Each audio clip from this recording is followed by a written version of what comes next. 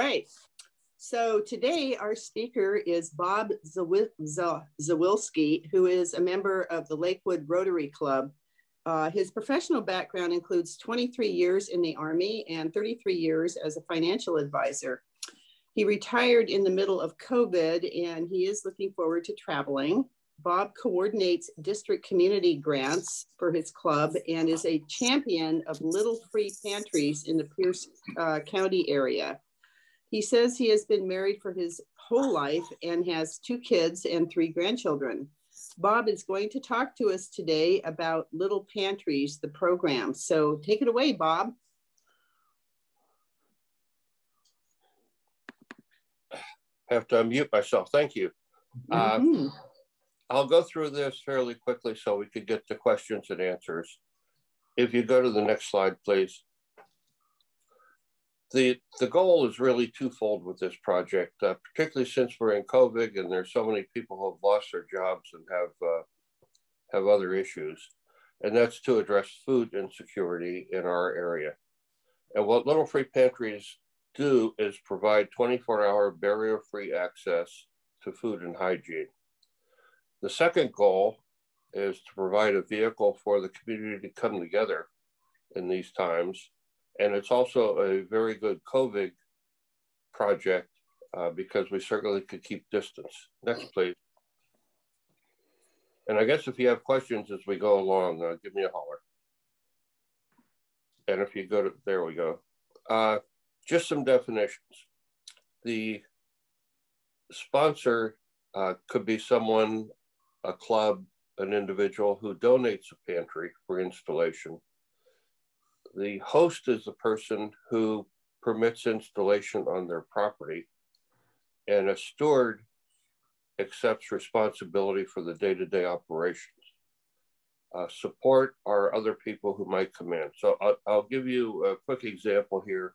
I'll show you a picture of a pantry in Springbrook. The host is the City of Lakewood Parks Department.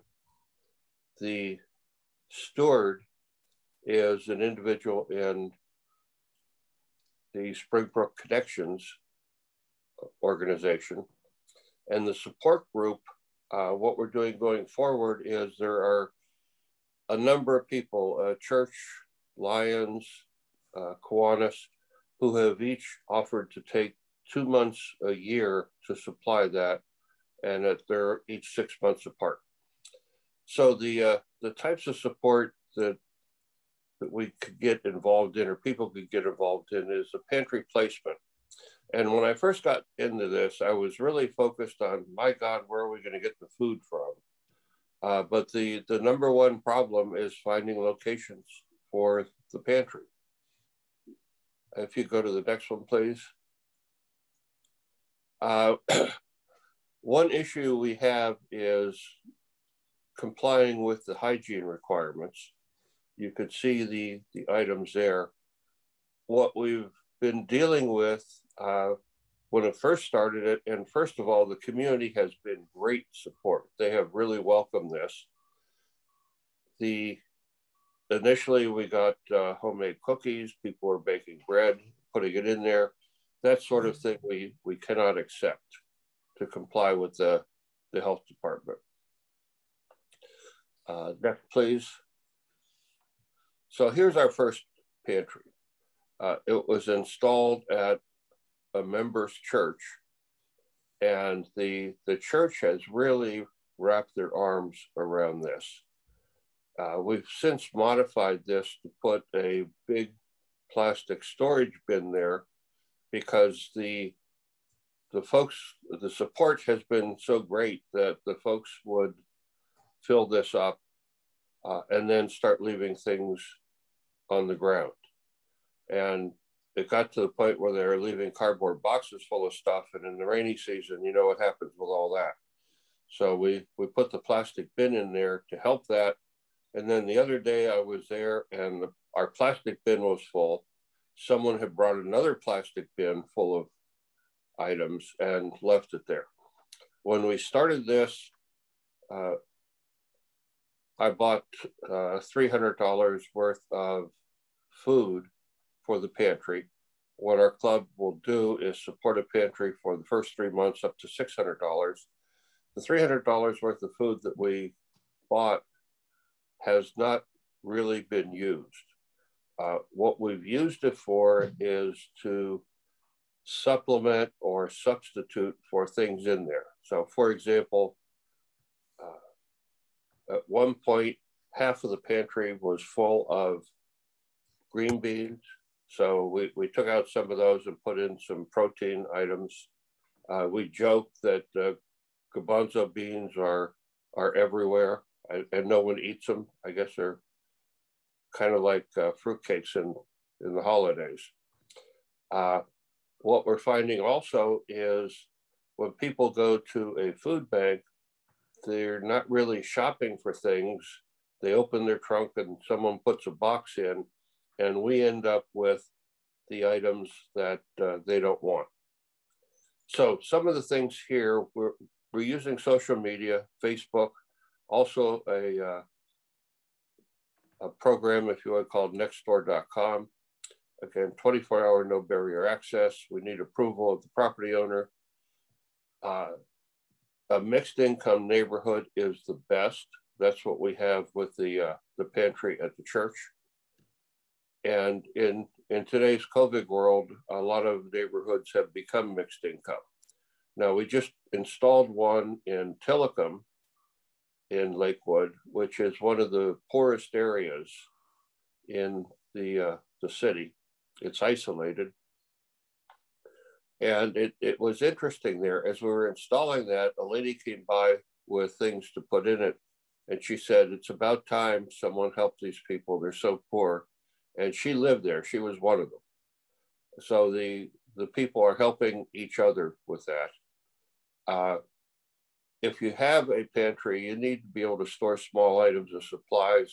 As I said, we get more than we can use. We produce some distribution or location flyers. And one thing that's really important to understand is the pantry is owned by the community, not by you. For example, people have said to me, well, why don't you get the pull top cans? And we don't buy them. People donate them and we don't have control over that. Next slide, please. This is what we tell people that we need to do, so we could skip over that. You have a copy of this PowerPoint, and you have, as well, you have a link sheet that will take you to various appropriate links. So one more, please. One more again. So this is the Springbrook Pantry. This is on park property. This was a Boy Scout Eagle project. We're working with the park department now. They're doing a remodel on the park. We're going to the standard, if you would, the white one you saw at the church. There'll be 2 pantries, one on either side of a gate leading into the garden. We're also working on structures for garden access during the summer. So that's the presentation. If you could unshare the screen, and I will take any questions you have. One thing to note, you're doing things with the food bank. We do not get supported by a food bank. They can't support us, just given the fact that they're overwhelmed with things. So we get the support from the community. As I said, that was my biggest worry. Where am I going to get the food from? And that's turned into, oh my God, where are we going to store this stuff? And who's going to eat garbanzo beans? The placement is the big problem. So I'll stop there, see if you have any questions. Hey, Bob, I've got one for you. What is the general area coverage of one pantry?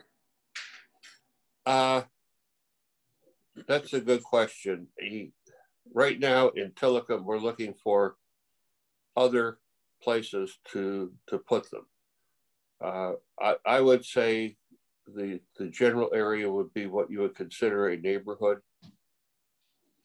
when we put the first one in, it's in an area called Lake City, and we immediately got 5 people who wanted a pantry on their individual property.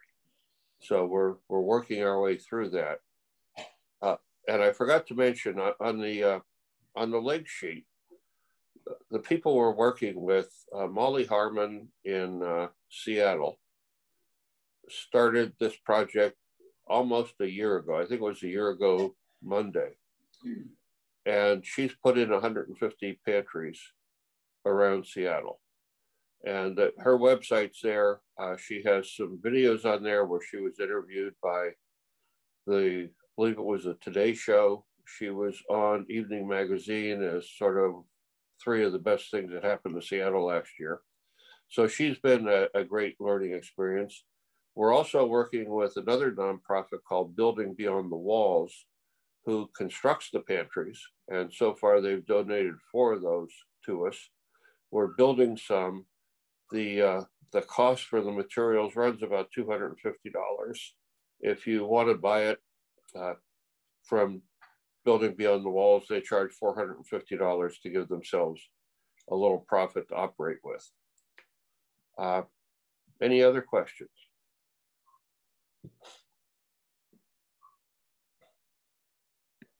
I did see on the news this morning that they've got quite a few of those refrigerator pantries going up all over Seattle. Yes. I know that would be, I think they've got 9 of them now or something in Seattle. You know, I'm sure that's going to be a little bit more cost because you have to figure out how you're going to run that refrigerator and everything. And but I guess it can be done because if they've got 9 of them up. So have you guys looked at something like that also? We're aware of it. We haven't looked at it. We've talked to the health department about the implications there, and that there's a lot more implications from the health department in terms of permitting and oversight with that, as opposed to canned food and prepackaged stuff. So our primary goal now is to install the pantries and get them running, because once they're in there, they kind of have a snowball effect in terms of support and demand. A couple of things that I failed to mention. One of the things we put in there, if you've been in the military, you probably remember the P-38 can opener that comes with the C rations, or at least C rations in my day. That's been replaced by the P-51, which is bigger to open cans. So we have those in. In the winter, as we went through this, we put in some blankets for the folks living in their cars. A lot of these things are oriented to folks living in their cars, as well as some hot hand stuff, get it right side up, for them. We have shelf-stable milk for the kids with cereal, ramen. What sells best, if you would, is prepared things, chili in a can, that sort of stuff. Where we end up with a lot of excess is, again, stuff coming out of the food bank boxes.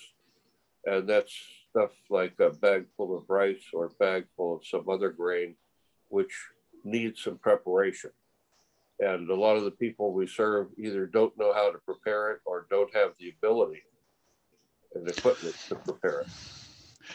We have a couple of little pantries in Clallam County, about 5 or 6 of them, I guess. But they just put in one a couple of weeks ago for pet food. So have you ever done any pet food ones? I think there's 5 or 6 regular ones, and then there's one pet food one now. Interesting you mentioned that. I'm working with an organization called Protect Our Pets. We have in Lakewood in Fort Steilacoom an 18-acre off-leash dog park to put some of those in there.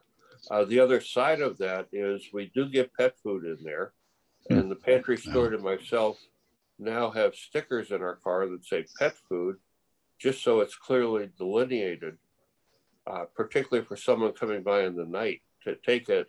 And then we also don't want to think that we're trying to degrade our service by here.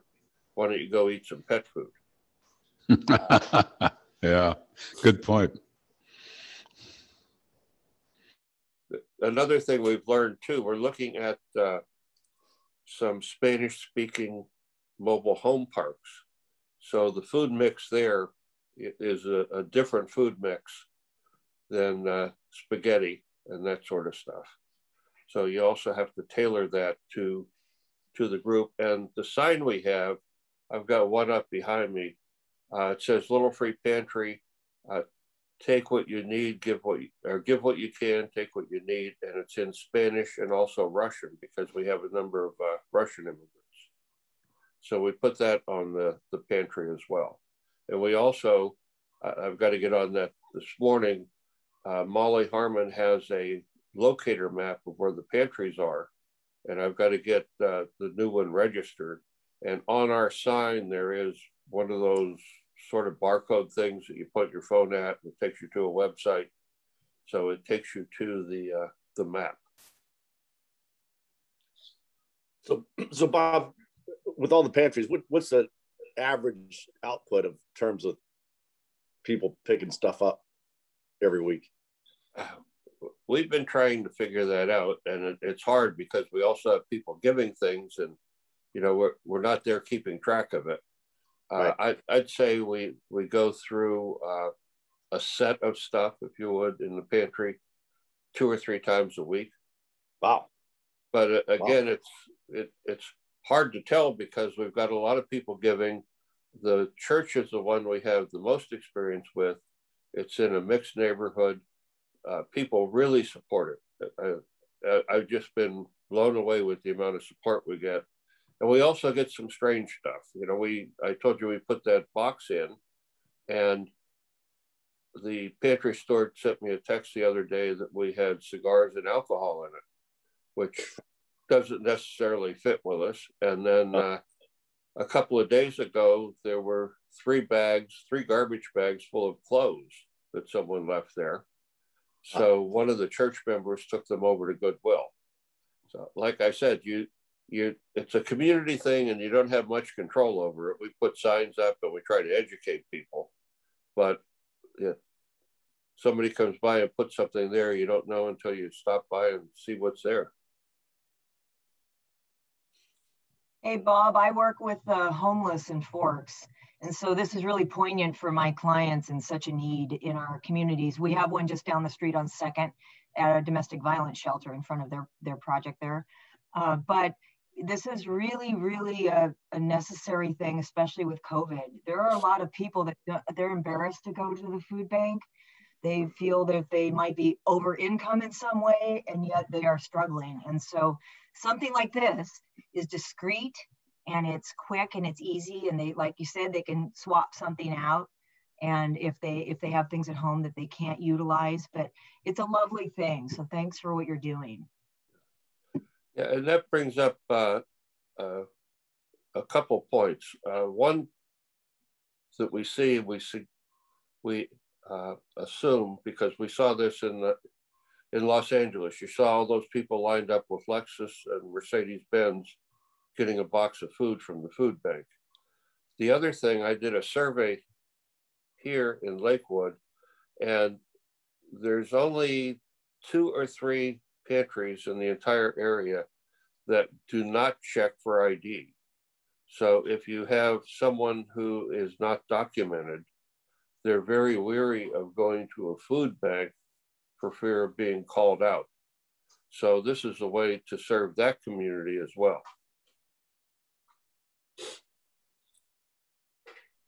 Well, and there's a story from when I was getting my master's for social work. And the professor had said that she had a client that would come in and she had her beautiful nails and she was driving a Mercedes and she was serving her as this low income person, and it really irritated her. And so she called her on it and said, "Why do you have all this fancy stuff?" And the woman just burst out in tears and she said, "My mother died 2 months ago and the Mercedes was hers. And the nails are because I watched someone's, baby for her, and she's a nail as an esthetician. So she's doing my nails for free. And the professor, when she told that story, we all kind of went, oh, because we make these judgments and we don't know what the story is behind people's crisis that they might be having. Yes, and Molly Harmon tells a good story, or at least a good mindset to have, because people ask me, what if somebody empties the whole thing? And that hasn't happened, but it's the opposite. They fill it to the point where we have to move stuff out. But Molly's answer is, well, you can't judge them. It could be that person lives in a multifamily house and they have 18 people that they're trying to feed. So I would really advise you to take a look at the littlefreepantries.org website. I had sent the link to you because Molly Harmon is amazing. And one quick story on how I found her. I got started doing this stuff, and I looked on the web, and there are two main areas or websites. One is the Little Free Pantry singular, which is really in Arkansas, and then Little Free Pantries plural, which I didn't know where it was. That her first website wasn't that specific. And I was putting the PowerPoint together that you saw. So I copied her logo and put it on there. And the lady I was working with in the club, the retired librarian, and she went ballistic with copyright infringement and stuff. So I think it was in September, I was sitting out on my deck. So I just sent an email to the info thing at littlefreepantries.org and said, do you mind if we use your logo? And Molly sent back, we need to talk. So I said, okay, what time zone are you in? And she said, Pacific. And I said, well, send me your phone number if you would. She sent it, it was a 206 number. It turns out she's about 30 miles from here. And, just amazing. You look on the website and you think things are where they are, and they're not. I picked up some new signs like these yesterday, and the guy who prints them works with the Building Beyond the Walls, which is out in Graham in our area. It's out in the woods, and he pulls up in a truck that says Seattle Tiny Homes on the door. And it turns out that organization is, in East Pierce County. So it's interesting the way all these things tie around. If you need any information on this, you also have my email. I had sent the links out. One of the questions that I often get, and there's a link on there, is what's your liability? And there's a Good Samaritan law for this. I'm not a lawyer and I don't play one on TV, but what it looks like is the standard is gross negligence. So that's there. Anything else I could do? Yes, sir. Yes, those estimates that you had on building the pantries, have you estimated that over the last couple of months as wood's gone up and things like that? Yeah, it's getting plexiglass too. You're looking at $25 a square foot there. That is within 2 weeks ago on that. And if you're interested, if you get in touch with Sue Hart at Building Beyond the Walls, she has an instruction book that you could kind of copy things off of in terms of doing the pantry. But she also has someone working on producing a cut sheet.